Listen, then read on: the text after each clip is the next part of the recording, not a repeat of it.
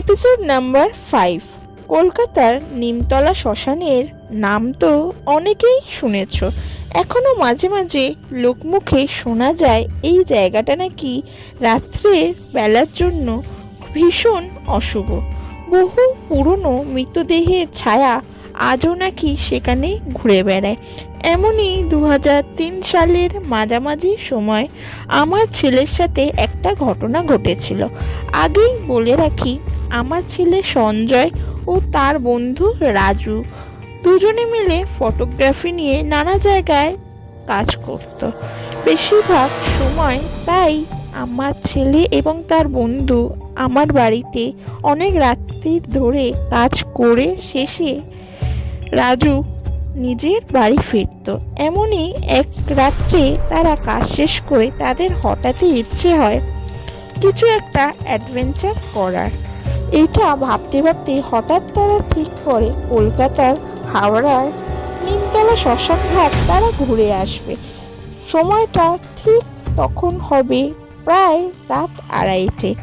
তারা ক্যামেরা হাতে নিয়ে ঘর থেকে বেরিয়ে পড়ে।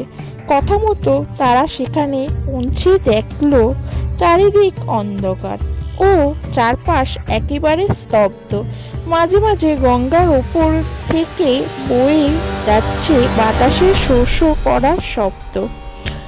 এরপর তারা হঠাৎই কিছুক্ষণ গল্প করার সাথে সাথে শুনতে পায় কোথাও যেন একটা শিয়ালের ডাক অনবরত শোনা যাচ্ছে। এসব শুনতে শুনতেই তারা ঘাটে বসে কিছুক্ষণ নিজেদের মধ্যে কথা বলে হাসি ঠাট্টা করছে। এমন সময় রাজুর ক্যামেরার ফ্ল্যাশ হঠাৎই জ্বলে উঠল নিজে থেকেই। এই দেখে তারা ভীষণ অবাক হয়ে গেল। আর রাজু ফ্ল্যাশ বন্ধ করার জন্য ক্যামেরাটায় হাত দিল। এই ক্যামেরাটায় হাত দিয়েই সে ভীষণ ভয় পেয়ে গেল। এই দেখে আমার ছেলে ক্যামেরাটা খুলে দেখলো ক্যামেরাতে একটা ছবি, আর সেই ছবিতেই তারা দুজন ছাড়া আরো একজনের ছায়া দেখা যাচ্ছে। সেটা হলো একটা বুড়ো মানুষের। সেই মানুষটা সাদা ধুতি পাঞ্জাবি পরে আছে আর তার চোখ দুটো যেন কুয়াশার মতো ঝাপসা। এই দেখে তারা দুজন ভীষণ ভয় পেয়ে যায় এবং সেখান থেকে ভয় পেয়ে দৌড়াতে শুরু করে। তারা যতই দৌড়াচ্ছে তারা ফিল করছে তাদেরকে কেউ যেন পেছন থেকে ধরে রেখেছে, তারা এগোতে পারছে না। এই ভেবে তারা তাও দৌড়াতে থাকে।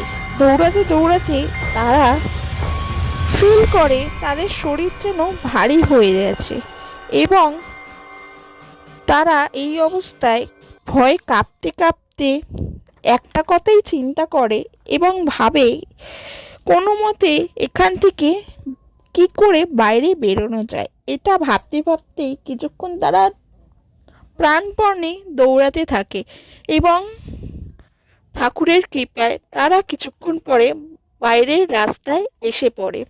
ওরা এতটাই তারপর ভয় পেয়ে যায় যে ওদের আর সাহস হয় না পেছনে ফিরে তাকানোর। রাস্তায় এসে কিছুক্ষণ থাকার পর একটু জল খেয়ে তারা শান্ত হয়।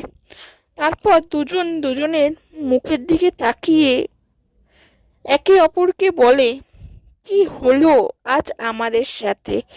কি বড় একটা বিপদ থেকে আমরা বাঁচলাম। এই বলে তারা আবার সেই ক্যামেরার মেমোরি চেক করে ফটোটা দেখতে গেল, কিন্তু সেখানে কোনো ছবি নেই। মানে যেখানে কোনো বুড়ো মানুষের একটা ছবি দেখা যাচ্ছিল সেখানে তার অস্তিত্ব পর্যন্ত নেই। জানি না তোমরা সেটা বিশ্বাস করবে কিনা, কিন্তু বিশ্বাস করো তারপর থেকে তাদের দুজনের মনের মধ্যে সেই রাত্রের আতঙ্ক আজও আছে। আর তারা সবসময় ভাবে কি করে সেই মৃত্যুর মুখ থেকে তারা ফিরে আসলো। এরপর থেকে তারা দুজনেই কেউ রাত্রিবেলা নিমতলা ঘাটের দিকে যাইনি। গল্পটা ভালো লাগলে তোমরা আমার চ্যানেলটাকে সাবস্ক্রাইব করো এবং লাইক, শেয়ার অ্যান্ড কমেন্ট করতে ভুলো না। আর তোমরাও যদি চাও আমাকে গল্প পাঠাতে, তাহলে আমাকে হোয়াটসঅ্যাপ করতে পারো 7980584628 এই নাম্বারে। আর তোমরা যদি আমাকে জিমেল বা ফেসবুকে মেল করতে চাও, তাহলে আমার ডেসক্রিপশন বক্স চেক করে আমাকে মেল করে পাঠাতে পারো। তোমাদেরও পছন্দ গল্প যদি আমার ভালো লাগে, তাহলে আমি নেক্সট এপিসোডে তোমাদের গল্প শোনাবো। চলো আজকের মতো এখানেই গল্প শেষ করছি। তোমরা ভালো থাকো। Good night.